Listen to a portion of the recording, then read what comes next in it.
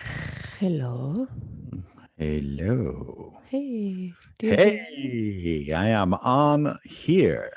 On like a Okay, Donkey Kong. Not seeing you. Are you on camera? I am not. I'm Okay. hiding in the background. There There you we are. go. Hi, Hello. hi. So How are yeah, you? I'm doing great, and I'm so excited about this episode. In preparing for this episode, I got to meet a really fantastic gentleman with tons of information and just new ways of looking at how we do CPR and Hmm. what exactly is high performance. So that's what we're here today to do. We're Exactly. increasing survival through high performance CPR. Alyssa, can you walk us through what today is going to look like? Definitely. Happy to. So, a quick overview of the agenda. And for everybody who's new to the show, welcome. Shane and I are so excited to have you. We usually Mhm. do these on a monthly basis. So, if you've been joining us since our start last year, welcome back. And I'm just going to walk you through what we're going to see today. So, first, and definitely not the least of today's content is going to be an introduction of Mr. Mike Helbock, who is our special guest today. And he's Awesome. going to be walking us through everything concept related, definition related, the science, the 5 places to start implementing the high performance CPR program. So really what it is, where to get started, we're all going to lay that out for you today.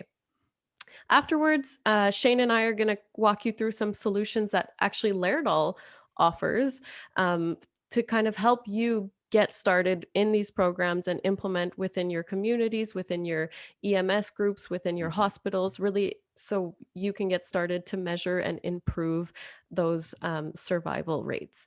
And then Excellent. we have the in the know. Shane, I don't know if you had any specific comments here. Yeah. So in the know is kind of like what we can do for every episode where we can keep you up to date with what's going on in the behind the scenes, especially if there's a new software update, if there's any problems with or bugs or fixes or tweaks that we need to make. So in the know would be a good segment to hang on to find out a little bit more about what new products are coming or I'm having this problem. Are they aware? Mhm. So it's really good because I think it would be a great introduction to the client's corner because then if the problems that you're having, and again, this is to some of our new guests, the show is also for end users. So technicians, simulation enthusiasts, we give points and tips on how to use our products and use them and utilize them even more Mhm. to get more bang out of those simulation dollars for sure. So Definitely. yeah. Thank you. So, and then after, again, as Shane mentioned, we do have a client's corner. So, this is really a place for you to ask questions, whether that be to Mike directly, whether that be to Shane or myself, or if you want to share something simulation related that's been happening in your organization that you think is really cool and a fun share for everybody to know. Feel free. Again, the chat box and the Q&A box are for you. So if you have questions throughout the session, make sure you type them there and we can address them either throughout the session or in the client's corner. And we have this magical power now that I don't know if they should give this to us, to Alyssa, but we have the ability to turn on people's mics so that if you have a question and you don't want to type it out, you just want to come on the air, we have the ability and the power and the know how to make that happen. So, with that being said, let's get Get into rolling. it. Yeah. Yeah. So, first off, before we introduce our special guest, Shane and I just wanted to kind of go over some of the questions that we're going to be covering, but also some common themes that we've been seeing and questions Mm. we've been asked, and kind of why this whole episode came to be. So, evidently, we're going to be talking about how we can increase survival, which is, our goal here at Laerdal is to help you save lives, and that through high performance CPR. But the big questions, Shane, Yeah. what is it? Well, and you know what? No.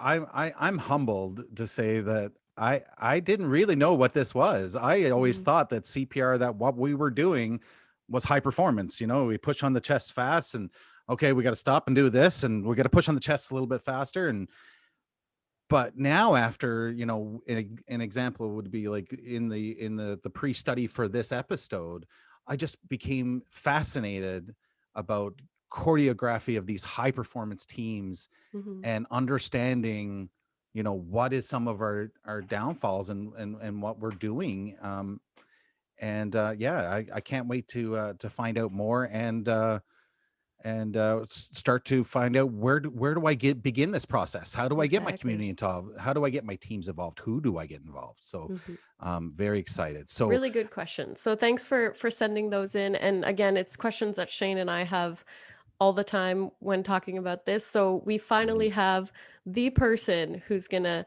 give us go. the lowdown and the breakdown of what this really means. Yeah. So, a quick introduction, Mike, who just joined us on camera, if you don't mind, I'll give this nice little blurb about you. So, Mike Hellbock is trained and certified through the University of Washington School of Medicine, Division of Emergency Medicine. He's also a clinical educator in pre-hospital medicine at this university. And not only is he a nationally but internationally published author, he's also the originator of some of the many standards of emergency medical practices and training from procedures that we're familiar with. So the sick not sick is a common one, and also what we're going to be talking about today, which is high performance CPR. So Mike, welcome. Thank you so much for being on the Hey, show with us Mike. today. Oh, thank both of you. I'm humbled by that introduction. Thank you guys very much. And as we start this process, it's just incredible. I asked Shane and Alyssa early where our participants are from, and it's just incredible. As much as this pandemic has kept so many of us in the home, it's allowed Mhm. us to connect globally. And they sent me everybody, just so you know, they sent me that there's people from Nova Scotia and Canada, parts of the UK and Australia, New Zealand, Dubai, Norway. I mean, I can keep going, but thank you guys and folks for taking your time today to sit through this. And the last little spin I'll give is for all of our attendees out there, I want to just share that these two hosts, both Alyssa and Shane, are absolutely incredible people. I mean, Thank you. I meet a lot of folks, and you're talented, you're professional, you're approachable. And I just want to let you know you are now my Laerdal peeps from now on. So Awesome. Oh, Thank what you an that's so it. honor. much. Oh, So wow. Yeah. there we I go. think I some just want to people will throw be that out. jealous. So with Yeah. that, I'm ready to drop a quarter in this bad boy if you are. Sure. Absolutely. Mike, I don't know if you wanted to give your own introduction of yourself. There's maybe some things we missed or that you would love the audience to know and Yeah. your background with this whole high Yeah. performance CPR. No, I appreciate that. Thank you very much. And I think let's keep this really about the program and the attendees, but just Mhm. know that I've spent the better side of 40 years in the field. I've done my entire career in the Seattle King County program through King County Medic One, Seattle, the EMS system in Seattle. And first of all, this is absolutely one of my favorite subjects. So thank you for the opportunity to even share it, right? Yeah. So this high performance CPR sort of this walk in life really happened about 15 plus years ago with a couple of colleagues at Seattle Fire, Captain John Larson, Norm Nadell, and Craig Amon, all Seattle paramedics, and myself. I was the division chief of EMS at the time. We came together to try to identify really how we were doing, and quite frankly, everybody, we weren't doing as well as we thought we were. That's really the part that's of interest here. Mm. So we identified, we remediated, we operationalized science, and we built what we hope you enjoy today is something called high performance CPR. So there you go. That's my 40-year journey in a minute and 36 seconds. Amazing. Amazing. Now, Thank you for I that. just wanted to bring out a special. I know, Mike, you're humble about your experiences and the amazing things that you've come down. I mean, I've trained under the sick not sick guide to patient care. Ah, yes, the program I So know well. I'm a star. Sorry, I'm a big fan. I'm not the star for sure. I'm a big fan. And when you Google Medic One in Seattle in 1974, Yep, 60 74. Minutes actually had a presentation, pretty much saying like, if you're going to have a heart attack, is what they used in their Yeah, show. Then your team, or in your presence of your teams, was the place to do it. yeah. And that's so powerful to have you here. And I again, very, very thankful here. And Well, I appreciate that. I want to share really quick is that I stand on the shoulders of giants, Shane. These were visionaries, physicians, and fire chiefs back in the late 60s, early 70s, that there was nothing like this in the United States. There's a few right. other spots around, but so again, I stand on the shoulders of very, very important people. And and I always try to share and be great advocates of their work. My job is to try to carry that torch. So thanks for that. I appreciate it. Awesome. There's plenty of places where you could have a heart attack today and get great care, though. I agree. Yeah. But it's fun. All right. So yeah, I know you've got this one up. Let me share before I get going. I always want to thank, and I hope you do the same thing, providers. When you're in front of an audience, always thank those that help get you there. It's a very important thing that we do in the system. And I always thank the team in Seattle, the Resuscitation Academy. And I want you to see that website because we'll have a couple of QR codes that'll take you some really great data, but it's resuscitationacademy.org. In fact, there it is right there. And our team, not only the Resuscitation Academy, but also with the Global Resuscitation Alliance. Before I always start this talk, I want to share an ebook. So attendees from all over the globe, put your cell phone up to that. You'll QR code that and it'll take you to the website. This is an ebook that Dr. Eisenberg really started to get going with. And then the entire team of leadership wrote a book on the art and science of resuscitation. This is everything on our website, Shane and Alyssa, is free. We don't charge for anything. So all we ask is you sign up so we know where you're from. And then from there, the door opens to a plethora of content. Every video, every content, every book, every skill check sheet that we'll discuss today is available for you. So thank you for sharing that. Awesome. That one with us. Yeah, I love the price tag. Free. Yeah, that's the best. Free is always great, but especially when it's content that helps, build teams that can save lives. It's just priceless either way. So I guess now we're ready to really dive into what high performance CPR is. So Mike, I'll hand it off to the expert. Perfect. So let's get this started. So as an educator, when I start a session, I always try to put out the definitions early, and I allow the attendees to sort of absorb that. As you know, attendees, you can always either agree or disagree with an educator. It is never the educator's pulpit. It is always yours.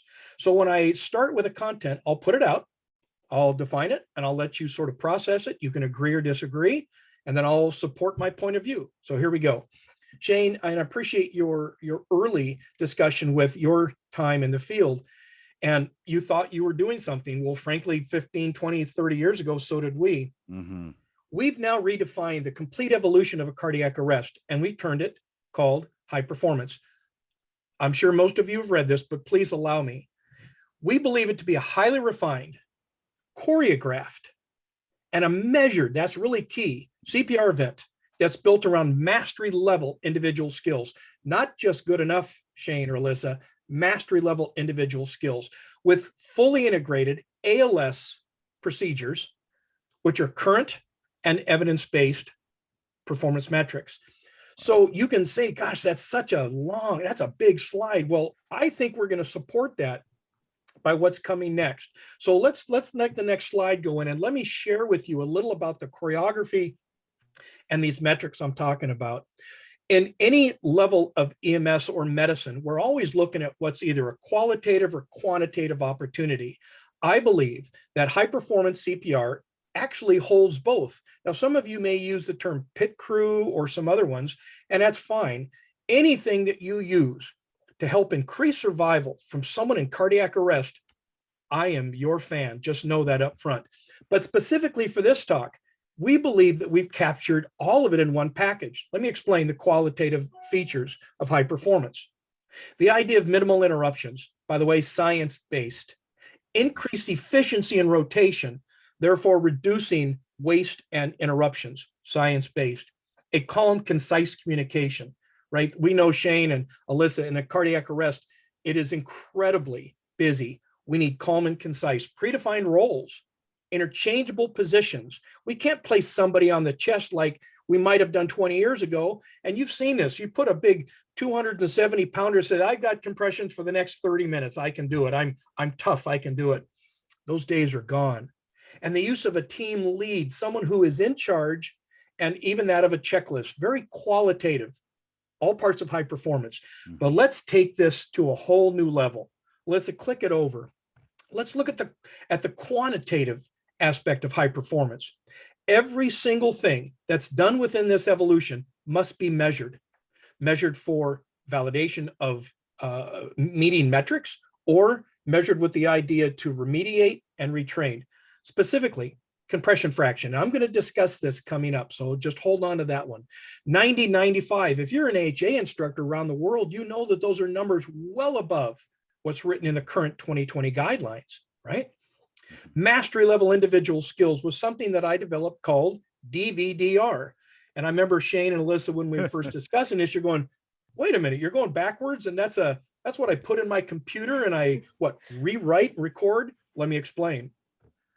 4 of the main metrics of high performance have to do with depth of compression, D, proper ventilations, V, decompression or recoil, the next D. And the last one is rate.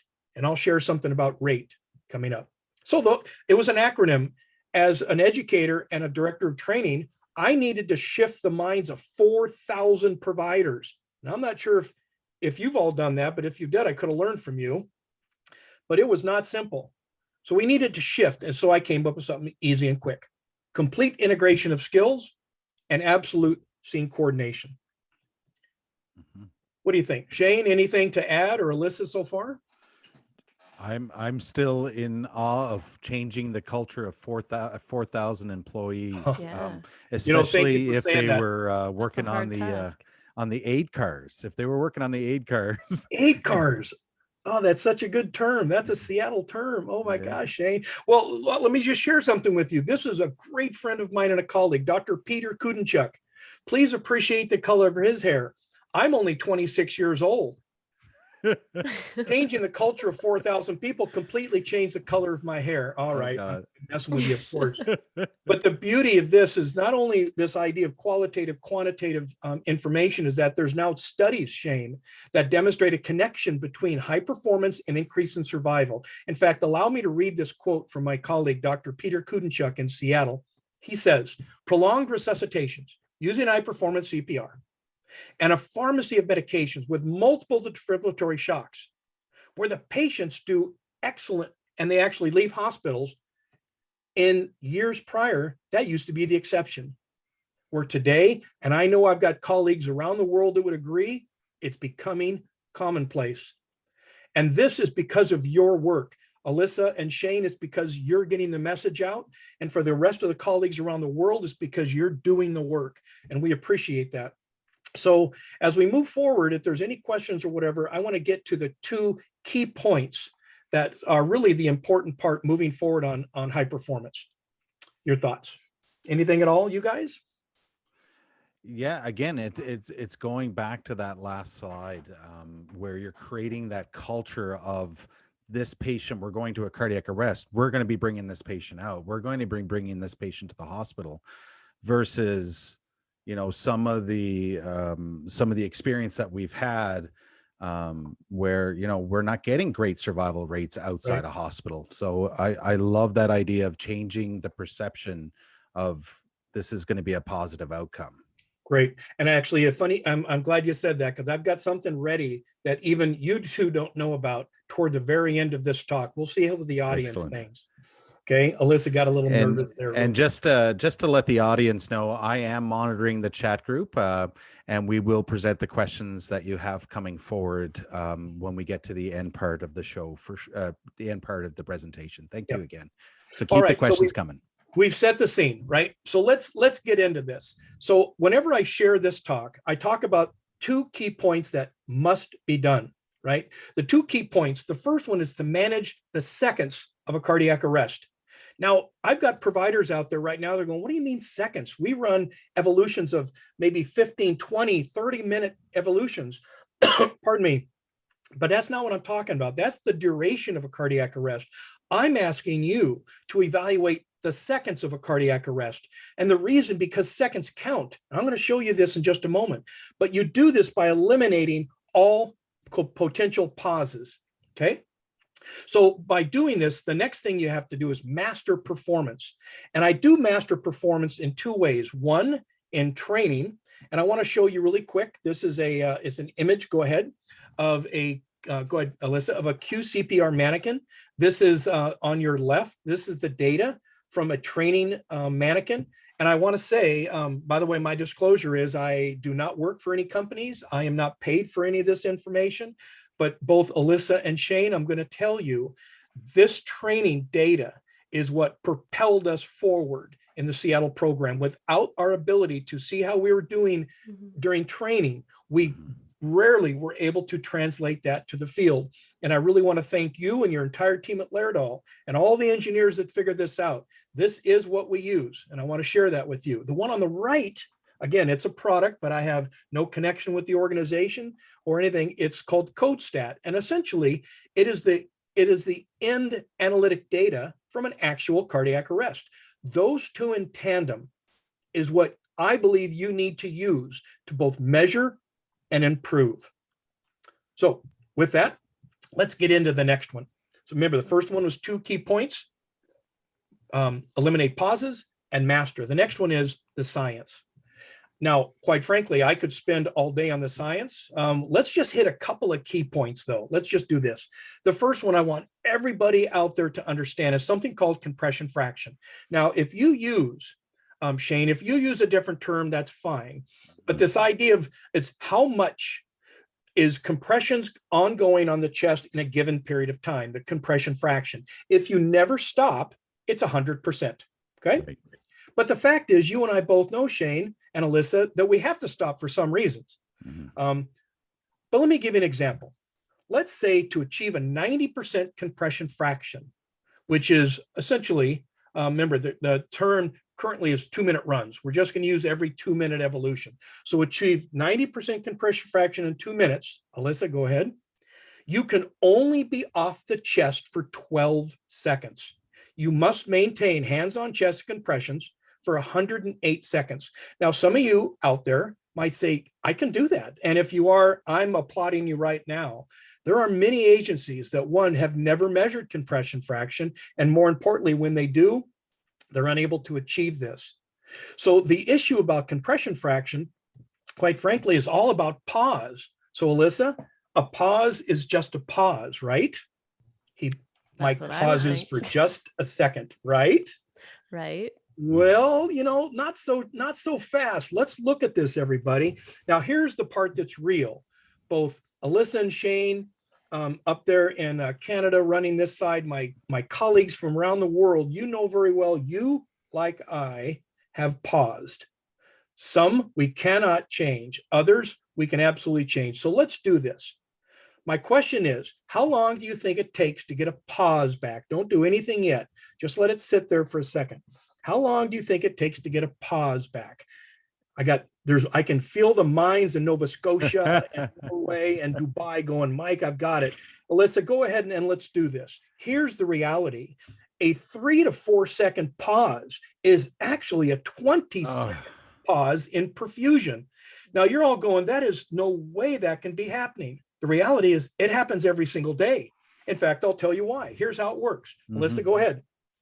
So if you look on the very left, what you're looking at is essentially no compressions, there's nothing going on. You have right atrial and aortic pressure. As you start to move across the x-axis, exactly right, those are compressions. And those compressions are over a period of about 16 seconds, because that's what it takes, quite frankly, to get 30 compressions in. But look what happens. You have atrial pressure and aortic pressure building with each compression across there, building. And then we're going to pause for 3 seconds. Quite frankly, in 30 to 2 compression ventilation, that's a standard pause. Look what happens. You lose everything. All pressure goes away. And when you start back up again, you don't start where you left off. You don't start up here. You start from the beginning again. So if you click forward, you're going to realize, go ahead. And I showed you this. Go ahead. So a pause, is it just a pause? It's not. And in fact, everybody, there are sometimes you have to, I get that, whether it's a quick look or if you run an AED and you've got to analyze. And Shane, there are times as practitioners, we know we need to pause. But the whole key to this is to appreciate every time you pause for 3 to 4 seconds, you've got to regain 20 seconds of perfusion. And what I call people, and by the way, I'll lead the charge here. Many, many years ago, I used to pause for a lot of different reasons because I didn't know what I didn't know. So Alyssa, click this next one. I'm asking you right now, everybody out there, don't be a pause causer. I'll let you all giggle for a second, look at this thing. But every time you pause, just know that we're reducing perfusion and we've got to start over. And here's another one. How about you say, well, Mike, come on. You talk about just a quick pause here and there. Well, does it change anything? The reality is this, based on the ROC data of 2013, when all components of high performance have been met, which means compression, decompression, proper ventilation, and rate, when all those have been met, you ready for this? A 1% increase in compression fraction equals roughly a 1% increase in survival. Let's let this sit here for just a second. Shane, Alyssa, what are your thoughts? This is powerful. I love this statement.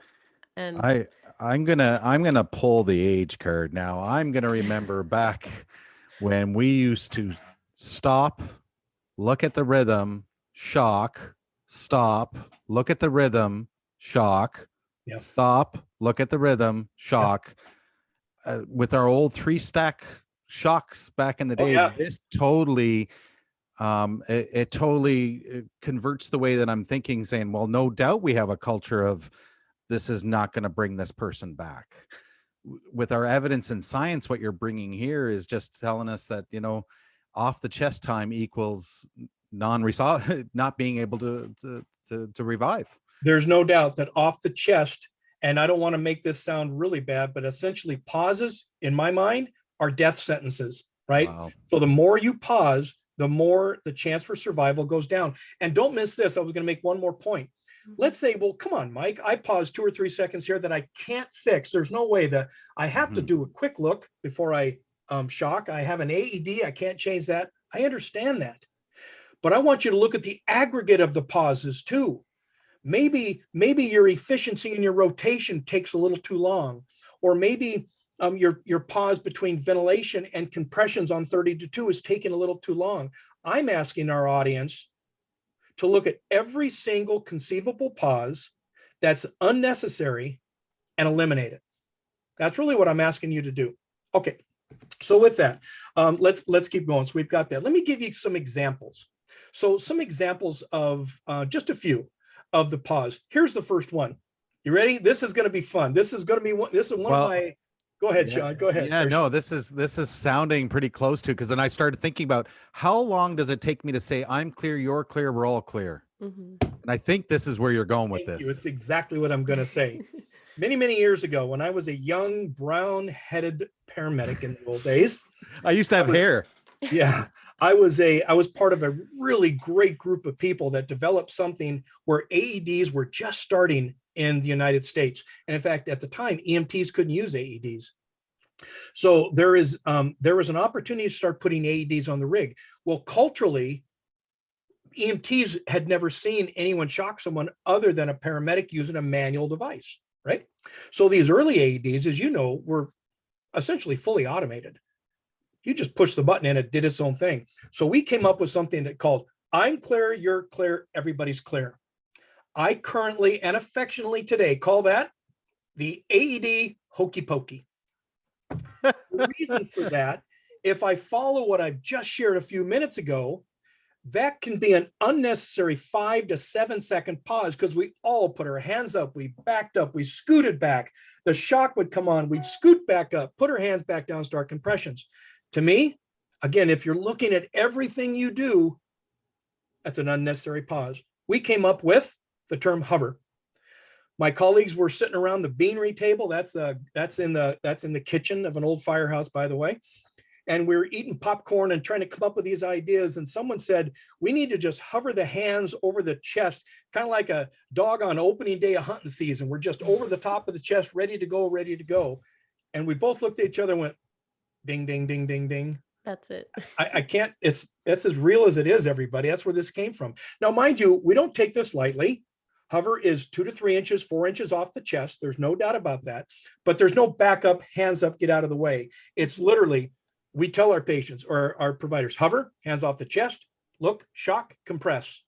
So we took a 5 to 7 second unnecessary pause to maybe a 1 or 2 second. Wow. And 30 years ago, you would say, come on, 3 or 4 seconds, did it really matter? Well, I'll stand by my last few slides. What do you guys think? I love it, and I think this one of the more exciting and things I never ever thought about is I do believe we're going there next. Yeah. So let's do this. So this was, and Shane, you've done this. And by the way, Alyssa, I love Alyssa to death, but she's not a clinician or paramedic like Shane. She's an awesome provider at Laerdal. But so I'll often use Shane as my connection here. You know very well, when you would charge your device, you would usually have everybody just stop, charge, take a look. I like it, shock it, and get back on it. We also realized that was a pause we needed to get rid of. So go ahead, Alyssa. We moved to something called a pre-charge. A pre-charge we identified more than 15 years ago on a manual device, not an AED, but a manual device. Reach over, hit the charge button. On any device, it'll charge during your application of compressions. So what happens is we'll offer a quick look during the rotation because it's on a 2-minute run. At the end of 2 minutes, a minute 58, 59, 2 minutes, rotate. We've already got it fully charged. Quick look, shockable, shock it, back on the chest. Or it's not shockable. Any button dumps the charge back to compressions. And in fact, I got a video for you. Let's just take a quick look. Pulse for CPR. 15 seconds left in the cycle. Okay, I'm gonna pre-charge. 10 seconds. 5, 4, 3, Compressions, 1. cover, rotate, quick look, shock, Yeah. compress. Continue CPR. Boom, right back on the chest. Wow. That was a 3-second perishock pause. And I know I've got colleagues all over the world that are doing this currently, and they wondered where this came from. This came from, again, us really looking at ourselves, realizing that we're making mistakes. We're pausing where we shouldn't. So I want to keep moving forward and actually get a case for you, because some of you might ask this question. Frankly, how do you know this? How can I be on with these two awesome folks from Laerdal and share this information? How do you know? Well, if you know anything about us, we are data diggers. We go after data on everything. We track every single aspect. Alyssa, we actually grab more than 300 bits of data on every single case. One more, including audio. We listen to every single thing you say. Now, before you gasp yourself and go, why? We do it because it helps us understand where some of the features, when we get the post-analytic features from the device, it helps us understand where we might see some lags of care. Maybe they needed to move them between the toilet and the bathtub, and we hear that on audio, so it helps us. It's completely QI and non-discoverable, but it helps us. So let me just share a case with you. Let's do this one, Alyssa. This is a real case. 68 male, found by wife, pulseless agonal respirations. Most of my colleagues know exactly what that is. This is provided by 3 EMTs. Paramedics are not on this call yet. They're using a LifePak 12 in an AED mode. That's a really important point to watch this very carefully. Alyssa, go ahead. That's connected. Gonna analyze the rhythm. Okay, go ahead and stop to analyze. The green are the providers working. The black is the underlying rhythm of the patient. Device is charging.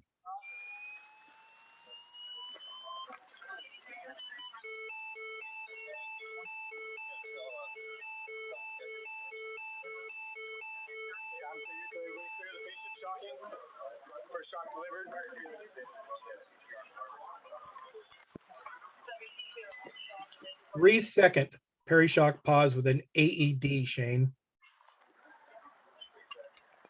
That's impressive.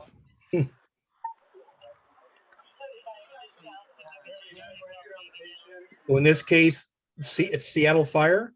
They're doing continuous compressions without an advanced airway, and they offer 1 ventilation on the upstroke of every 10th compression. That's how they achieve their numbers. So that's the end of that. And I'll leave this for a second, because what I'd like to do is just tie you in. Let's actually play a video of an evolution of high performance. This one's narrated, by the way, along with on-screen data. If you're okay with that, let's just click this one through and we'll talk about it in a minute and a half later. As personnel become available, it's important to note that complete integration as a team is a hallmark of high performance, or HP CPR. HP CPR is defined as an expertly performed, choreographed out-of-hospital cardiac arrest response. Blue providers are EMTs. Measured individual and team performance. White are paramedics. Remember, the BLS crew owns the CPR portion of the cardiac arrest scenario, and all advanced life support, or ALS, providers must be proficient in performing ALS skills without interrupting HP CPR. Do not interrupt HP CPR during the administration of ALS procedures. Rotate the compressor during the analysis of the cardiac rhythm. The ALS monitor should be pre-charged during the last 15 seconds of the cycle. As we just discussed. The timekeeper maintains a written record of the event, crew rotations, and overall team choreography. Hallmarks of HP CPR include fully integrated, choreographed, and expertly performed resuscitation. Minimal pause. Compression depth of 2 to 2.4 inches, or 50 to 60 millimeters. Complete recoil and controlled ventilation of 350 to 500 milliliters per breath. Very important. There we go. Let's click the next slide so our audience can see this. I want to thank my colleagues, everybody, Shane and Alyssa, that are much more techie than I am. Alyssa, would you explain this really quick, please? Sure. So for those of you that may have seen it laggy on your end or want to maybe visualize this afterwards, you can scan this QR code and it'll take you to that video. So if anyone had trouble hearing or visualizing it, this is another way to get it. And then again, in the recording that we'll send afterwards, all these QR codes are included. So you're kind of getting all these videos and content on demand. I do got a quick question from one of our very experienced viewers that's been with us since I think early in the first season. But the question was, you captured the breath info on the compressions, and I do remember you were saying something about they actually ventilate in the upstroke of every 10th compression. Is that correct? That's correct. If you think about this, it's no different than the AHA guidelines that tells you to go to essentially a continuous compression with an advanced airway. Almost 15 years ago, the Seattle Fire Department, under medical direction, made a decision to use to actually ventilate with a BVM only, and the same idea. We call it BLS continuous, and more importantly, we actually studied it against 30-2 in the ROC trial. And at the end of this, once we identified that high-performing teams doing both systems, survival was essentially the same. And again, I steer my colleagues to the ROC data from the 2013 ROC trial. So yes, on this case, notice so what was going on was the EMTs were doing continuous. So they were not doing 30-2 and a pause. And you might ask, how can that happen? It happens through medical direction. They can't decide this themselves. And in the guidelines, there is some open opportunity for medical directors to have some opportunity to guide their teams. I really want to push this. This is not a field decision. This is medical leadership decision. So with that, I want to make sure I keep our time, because here's a question. This is what I'm not sure Sean and Alyssa knew this was coming, but here it is. Now, I know we don't have a poll, so I'm just going to throw it up, and I'm going to pause for a few seconds until the audience sort of decides it in their head, and then I'm going to move forward. Shane and Alyssa, you okay with that? Absolutely. Okay, so here we go. Audience from all over the world. What do you think just might be the most important piece of equipment that we in the Seattle King County area bring into a cardiac arrest? Now hold for just a second. What might you think to be the most important piece of equipment that bring into cardiac arrest? And if we start clicking through, I'll label a few options for you. For example, is it pharmacology? Is it maybe a high functioning AED?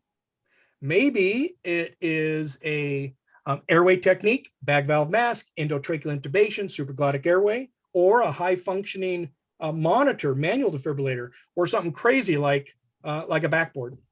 So I'll let it percolate, Shane, for just a few Well, more. I wanted to bring my cath team in with me, but that wasn't one of the options here. Some people are saying, so we have two answers about personnel, well-trained staff, which I think is good answers, although they're Yeah. not as options, but great Those point. are And good then answers, by the way. we do have a few people that may have guessed it, so I will let you Okay. announce it. So let's do this. So everybody, and there's going to be a reason for this. This is a fun slide, but go ahead, click the next slide. Everybody, the answer is a backboard. What? Now let me explain. Before you're throwing things at your monitor, let me explain.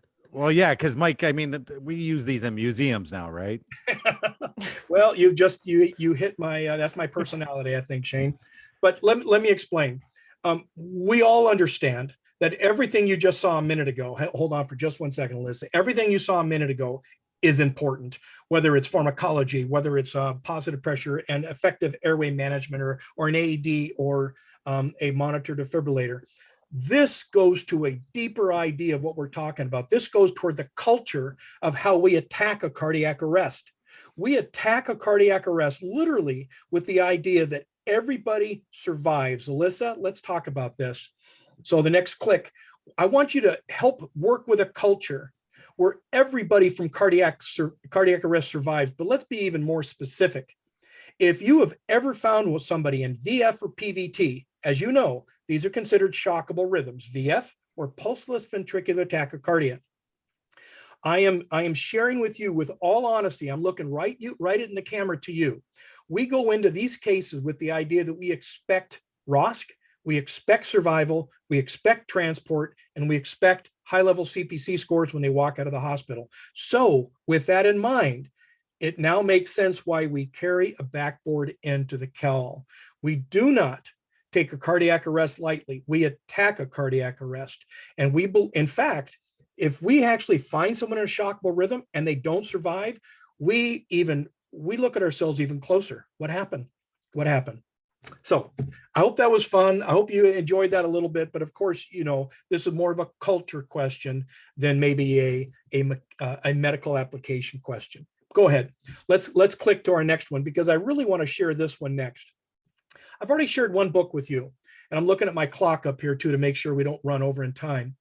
But I shared with you the science. This one is another one on the website, and that QR code will take you to the website. It's called the 10 Steps from Dr. Eisenberg, one of our lead and our senior physicians, on improving survival from cardiac arrest. It's 10 steps on what to do and 10 actions of how to perform. And I'm going to sort of make that a succinct version in just a few slides from now. So I'll let that to make sure everybody understands what I'm going to share with you. And Shane and Alyssa, you both gave me great direction on this. You asked me, Mike, can you sort of land us and put us somewhere we can kind of put a hat on all this? Because clearly we can't teach high performance in 45 minutes on a webinar, but we can sure get things started. And I said, what a great idea. So here we are, what I call the Hellbox top 5 places to start. And that, of course, is assuming you haven't started already. Many of you may already have the top 10 ready, but for those that haven't, let me share. Here's the first one. If you're working within an organization, don't do it on your own. Don't try to shift culture, practice, and implementation on your own. Enlist champions within the group. And the group must represent leadership all the way to the providers and everyone in between. Enlist and identify champions and bring them into the team. Once they drink the same Kool-Aid you're drinking, a lot of great things can happen. So that's the first one. Don't do it on your own. Here we go. Number 2, train. And please know that you're not going to get the word training out of me unless it says measured. I shared with you that the Laerdal product that you folks make and the brilliant software engineers that gave us these data pieces were the roadmap that pulled us forward. And I really want to thank you for all that work. But by training, you'll identify strengths and gaps within your current organization. It'll help you develop and validate. So if it's a validation of skill, great. It'll help you remediate if they're making mistakes. Individual skills must be mastered through feedback, instrumentation of a mannequin. And then more importantly, the integration of skills must be there. In the old days, Shane, I remember watching EMTs training on their own, and paramedics sort of doing things on their own. They rarely ever came together. The choreography of an arrest, we need to attack this as a team. You must train together. Let's do another one, Alyssa. So the next one's measure. I can't say it enough. Measure with even your training, using instrumentation. Measure field performance by utilizing current post-event analytics.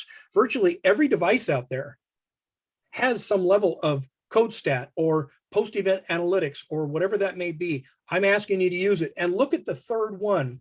If you are not developing a loop that ties it back into the very provider that offered that skill, you're missing an opportunity to learn.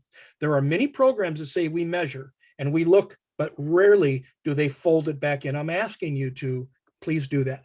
Let's do another one. Report. And what I mean by this is share your data. Don't hold it close to your chest. You can learn from others and they can learn from you. Whether in the United States with CARES reporting, cardiac arrest surveillance for that, whether it's an internal agency database where you're acquiring these post-analytic data, or whether it's a state database, it makes no difference to me. But don't hold your data of resuscitation close to your chest. Learn from others and share your data. This is the most emotional and the last one for here. Learn to embrace and share in your success. Let me talk about the picture first. This young lady came to the Emergency Cardiac Care Conference in Seattle a number of years ago. She herself is a nurse. In fact, she was in charge of the resuscitation program at the hospital, pregnant at the time with that young lad in her arms. She succumbed to cardiac arrest. Her husband started, got neighbors to help. Fire and EMS showed up. They continued. They attacked her cardiac arrest.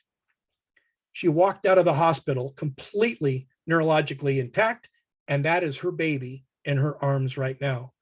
This is not something that we should ever take lightly. So I ask you to embrace your success. We talk about survivor coins. Have a crew, or you've got another survivor, and acknowledge the crews. We have what's called Save a Life mugs, and I know the term, you can play that around, but when a team gets early defibrillation and they find out we had survival to discharge, they get a special mug that they can say, I was a part of that case. Have luncheons, bring in those cardiac survivors, hear from them, and help them build more helpers, help them enlist more champions. And then post your updates, use that within the organization. So with that, let's close with a few last slides, and then I want to open it back up to my colleagues, both Alyssa and Shane. High performance is a true team event, period. Everybody that brings hands to this call brings value. And I mean everybody, whether that is the call taker, the dispatcher, the telecommunicator, the EMT, the paramedic, the law enforcement, the hospital, all the way up to the clinic and the floor. When they bring hands to the call, they bring value. So click forward. I don't know everyone that's out there. I'm an EMS person. I spent my life in the streets. But if you're a hospital, just know that even though our environments are completely different, Alyssa, the metrics are exactly the same. Finishing up, I think must be a continuation of care. I know what a lot of EMS people feel and how they think regarding getting their patients, but we have to extend the care to the hospital. And so much that I would share strategies, both sides of local hospitals, share strategies, and just maybe joint training with the hospital staff. Okay, let's take it home. Work hard, everybody. What you do brings life back. Help build a culture of excellence. Attack a cardiac arrest. Go after a cardiac arrest. Never take it for granted. And everyone who's there brings value. Alyssa, if you're not measuring, in my opinion, you're not improving. You have to measure. You have no idea where to go if you don't know where you're at. So I use this as a mantra, both with our RA, and I'm proud to share it with you. And then lastly, one of my favorite quotes. Dr. Eisenberg is a great friend and a mentor and a colleague. And he shares that we measure life in years, but resuscitation in seconds or even minutes, right? Where life is finite, death is eternal. And between the two, Alyssa and Shane, we only have about 10 minutes. Powerful. That's strong. Wow. There you go. There you go. That was amazing, Mike. Thank you so much. I Yes, thank mean, you. I learn every single time I watch this presentation. Yeah. Pretty crazy. I can't say that for everything, but we do have, Shane, a few questions, I Yeah, believe, I do. since we still have Mike for a bit. And again, if you have to hop off, have other commitments, this is recorded, so we will send you all the on-demand recording. We have a few segments to get through, but I did want to make sure we had Mike on the call to answer some questions. I'm Mhm. happy to. So, Shane, I think Dr. Mikwan had one. Yeah, Dr. Mikwan, coming out of New Brunswick in St. John, had a question there in reducing hands-off time. What are your thoughts about compression devices? And I would imagine this is like the automated Lucases and I'm sorry, other names Yeah. we have no affiliation with an automated CPR device, but what are your thoughts around those hands-off devices? Sure, Doc, I really appreciate the question. And we're not gonna be able to answer that in just a matter of minutes here, but I will share with you that we did an early study of an automated chest compression device. Shane, just so you know, there's a few others. Zoll is an auto pulse. Physio Striker uses the Lucas. And we don't currently use them in Seattle. We don't, because we are able to really throw a lot of hands on chest and get a lot of manpower, people power to the scene, and then to early opportunity. I do believe, as you know, they are certainly reviewed and discussed in the HA guidelines, the 2020 guidelines. Not an immediate recommendation, but there is an opportunity for them. I believe that there's a place for them, without a doubt. Those areas of rule, or those areas where there's minimal opportunity to put hands on chest, or those areas where for example, HEMS, when you're in an air rotor and they code in a helicopter. We really look at these more as an opportunity when we can't put hands on chest, a lot of hands on chest. And Doc, I'm very happy I could discuss more with you later if you'd like. But just currently in Seattle, we don't use them. So I hope that answers it quickly enough, and we can go from there. Amazing. Thank you. There is another question. So can we do 10-2 without an advanced airway? So the question is, I believe this person's asking, can they do 10-1, which is what we call BLS continuous? BLS continuous is uninterrupted compressions with an inserted ventilation on the upstroke of the 10th. The answer is that cannot be a perfect practitioner's decision. That has to be a medical leadership, a medical director, someone who's in charge of that program has to look at the data and make a decision programmatically to employ that. That can't be A crew, A platoon does it and B platoon doesn't. That is not how we run. We always need to look as an organization, a programmatic approach. So physicians and medical program directors do have some latitude to make decisions regarding cardiac arrest. Wow. Perfect. Perfect. Thank you. Great question though, because I mean, we definitely we're all in different places of the world, and we're all acting under different medical guidance, protocols, research, and yeah. So thank you so much for looking at that question. Thanks, Mike. Absolutely. All righty. Any I'll more share, questions out there? I don't know if there's any further questions. A lot of them were around the mechanical ventilation, so that was great that you I mean, covered that, Mike. mechanical Yeah, compression. I mean, and I'm getting a lot Oh, of great sorry. Yes. comments. Actually, there is one about mechanical ventilation. Sorry. okay, That's go on, another yeah. question. Yes, we were Yeah. talking about mechanical compressions, but there's one here about mechanical ventilation Yeah, during that was CPR. from Emmanuel Sorry. Keller. How do you Yes. feel about mechanical ventilation during Yeah, CPR? I'll be honest. That's a great question. We currently do not use vents on our rigs because we don't have long transport times. We take them from field. We work our cases in the field. And once we achieve ROSC, then we make the move. And again, remember, we can throw and attack, put a lot of hands on chest. So we currently do not use ventilators or vents on our rigs, but there are plenty of agencies out there that are in helicopters or long ground transport times or taking patients from where they may code en route.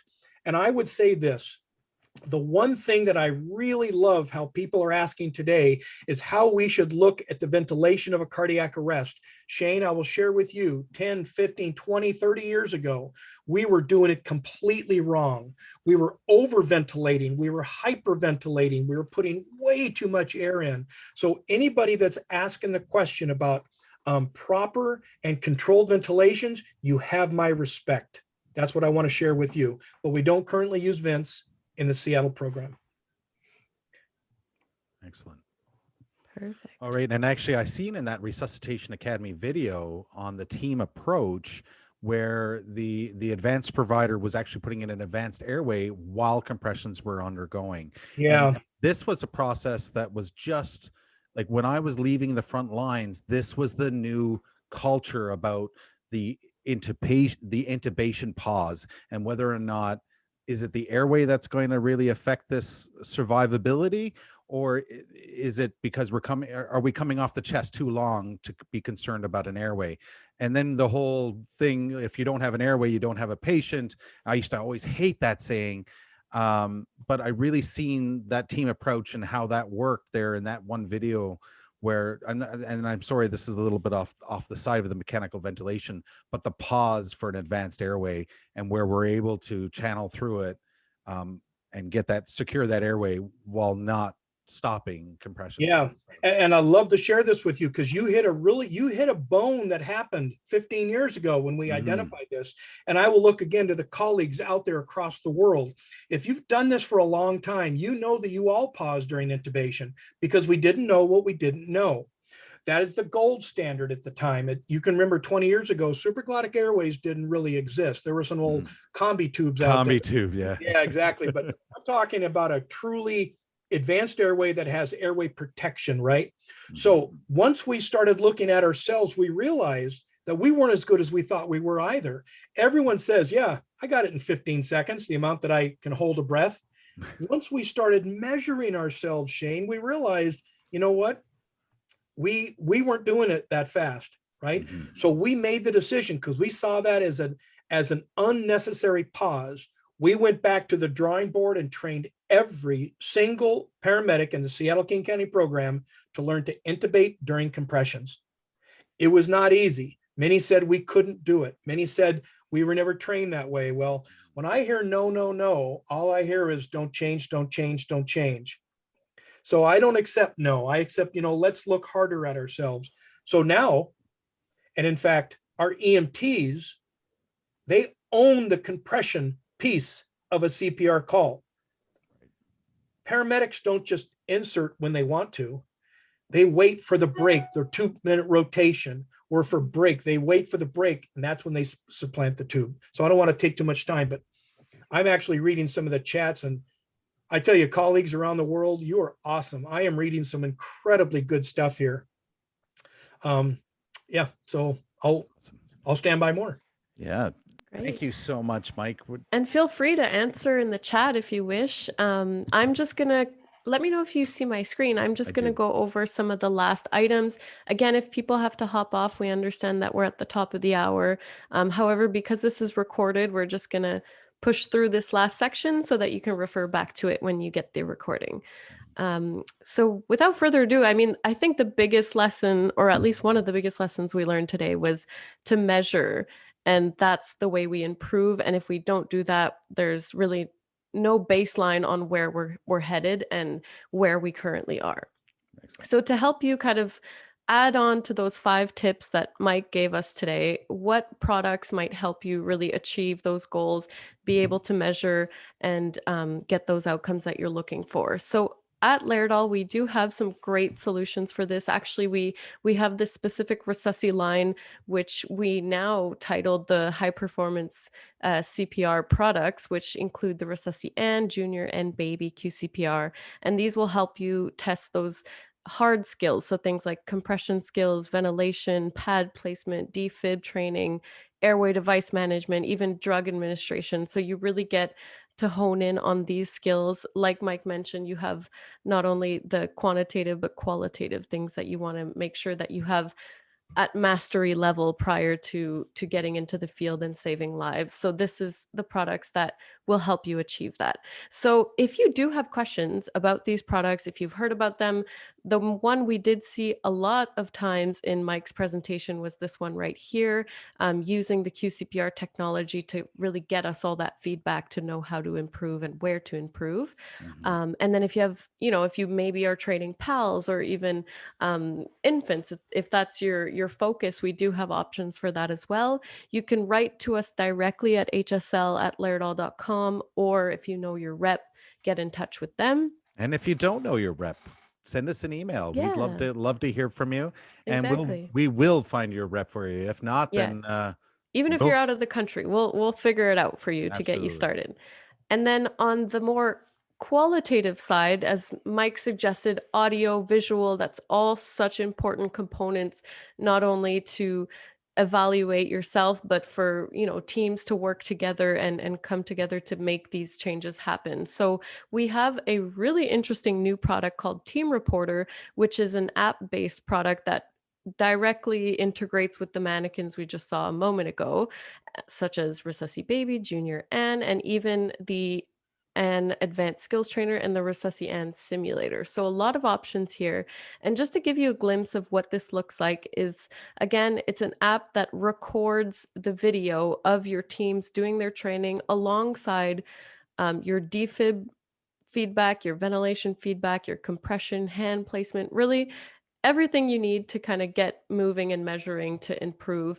And you even will get your feedback in terms of each compression, where there may have been problem areas. You have the full video to look through. And this is a little bit of a glimpse of what that looks like as the coach or the instructor following this scenario. So some of the soft skills you can train here are the roles, the teamwork, the verbal communication, even the nonverbal communication, fatigue and rotation management, and really gathering that audio and visual to just further those trainings. And Alyssa, And there's a catch, a good yes, catch though. it's We have a free. free trial going I on for love it. 30 days. I know we love our free stuff. So if you're not sure if this would work for you, we do have a free trial to let you see if this is good within your program. We've heard nothing but good things from those who have implemented it and tried it. So if you scan this, it'll take you to the Team Reporter page. Otherwise, you can do teamreporter.lairdal.com and you'll see a button like this to start your free trial. So again, it's a phone app, easy to download and easy to get started with your Awesome. mannequin. Cool. And then we have this Yeah. portion that Shane wanted to walk us through. Yeah, this is my little time to shine as your local field service engineer for Lairdal. You need to be in the know. So upcoming some product showcases, and I know that SimMan 3G Plus is hot on the market.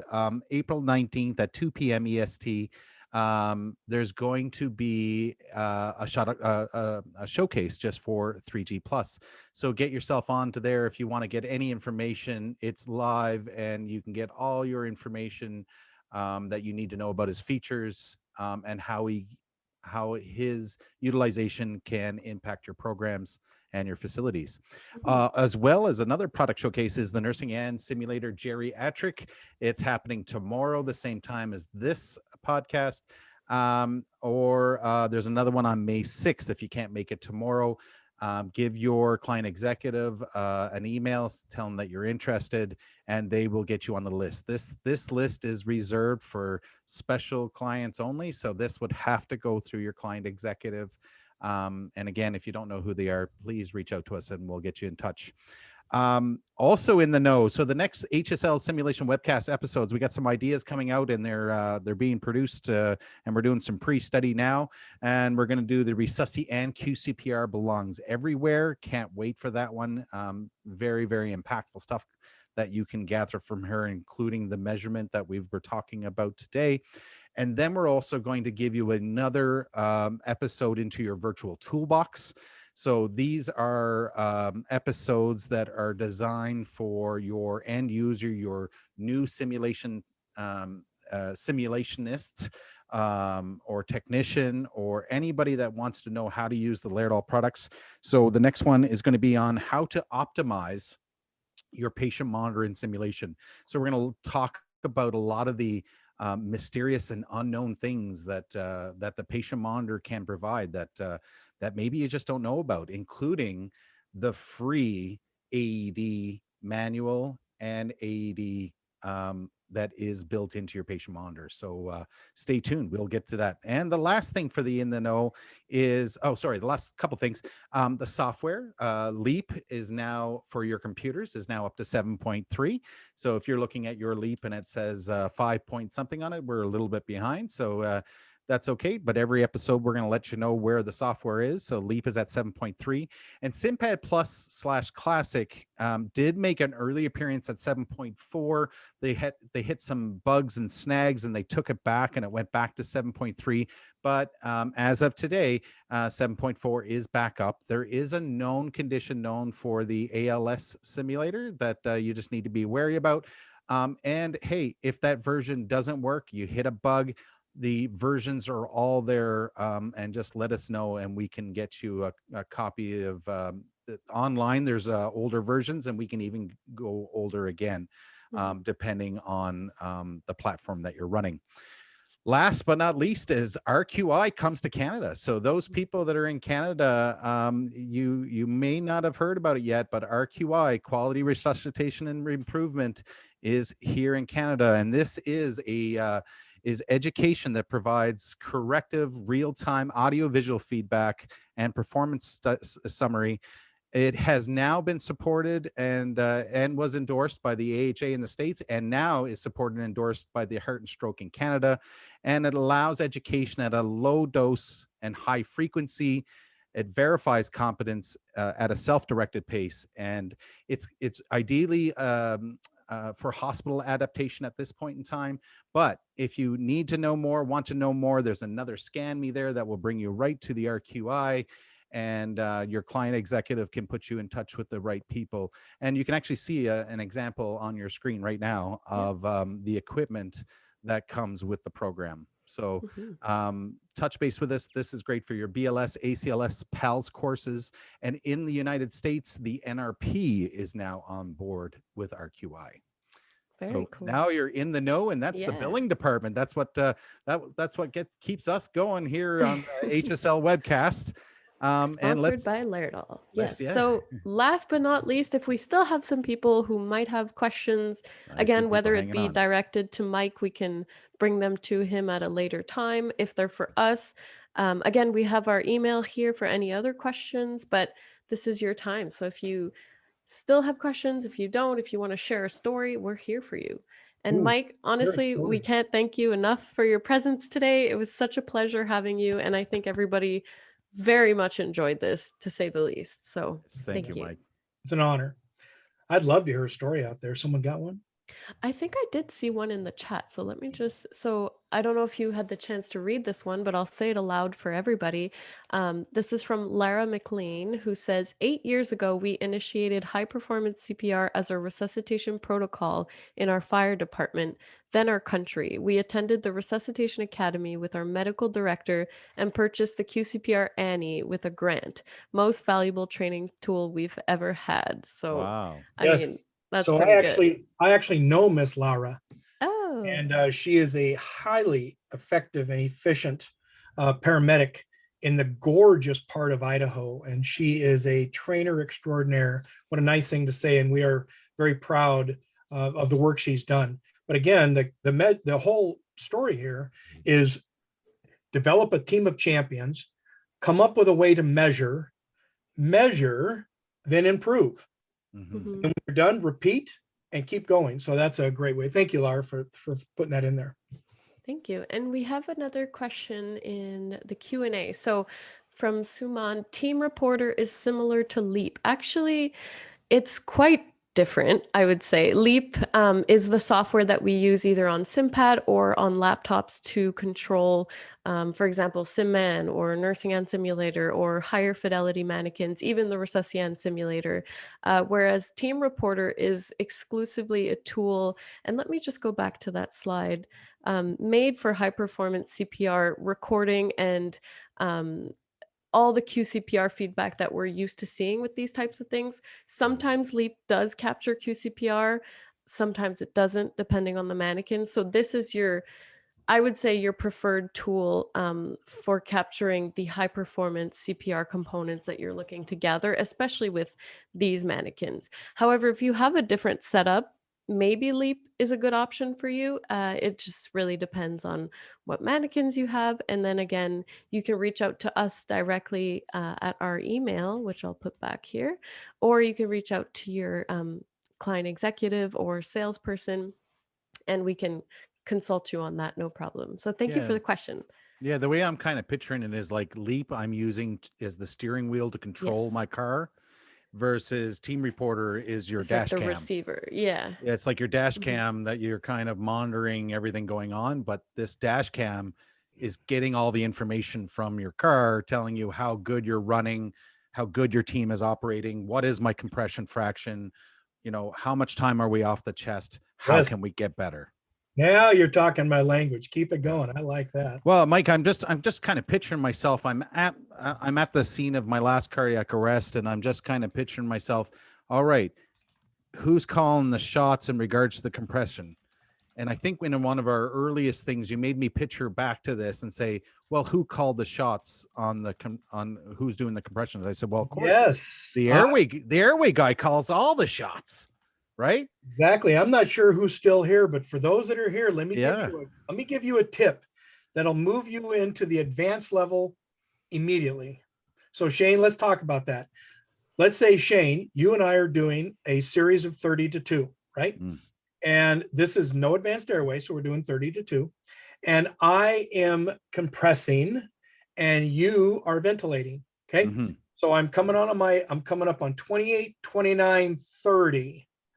And now you're starting to ventilate. I'm going to share anecdotally 99.9% of every single compressor out there waits for what? They Wait for wait the breath to go in. Exactly. They wait for the ventilator to finish the ventilation. Mm-hmm. Now, sometimes that can be perfect timing, but often it's not. We actually we actually measured that one, and it can be between 3, 4, 5, 6, 7 seconds sometimes. Well, that's when your mask used to pop off your BVM and your Yes. oxygen used to come off, and you'd be like, hold on a second, wait now, I didn't get my 2 breaths in. Yes. So here's the trick, everybody. Listen carefully. I'm going to come on. I'm 28, 29, 30. I'm pausing for you. I'm counting 1, 2, and start again. So in other words, I'm not waiting for the ventilation, an egregious pause. I'm giving enough pause according to the HA, if you will, to give you your ventilation, but then I start compressing again. That one move will shave 2 to 3 seconds off every 16 seconds. Remember, that's what it takes to get in 30 compressions. That one move will change your compression fraction. And now, everybody, you're a hero. That's powerful, so powerful. And I mean, we can, anybody that's worked in EMS or in the ER or even on the floors in ICUs or wherever our teams are, you start to reminisce on these pauses, and you start Yes. thinking, what could we do differently? And this is so powerful, and I appreciate it so much, you bringing it to the forefront. Yep. Well, and Shane, I made the same mistakes. That's the reality of this, right? I did. When you don't know what you don't know, Exactly. you Yeah. get a little bit of a pass. Mhm. But everybody out there that's still on, we now know. Yeah. So there shouldn't be a pass anymore. We now know. We know the science of what it takes to increase survival from cardiac arrest. And your work counts. Your hard work counts even more. Awesome. All right.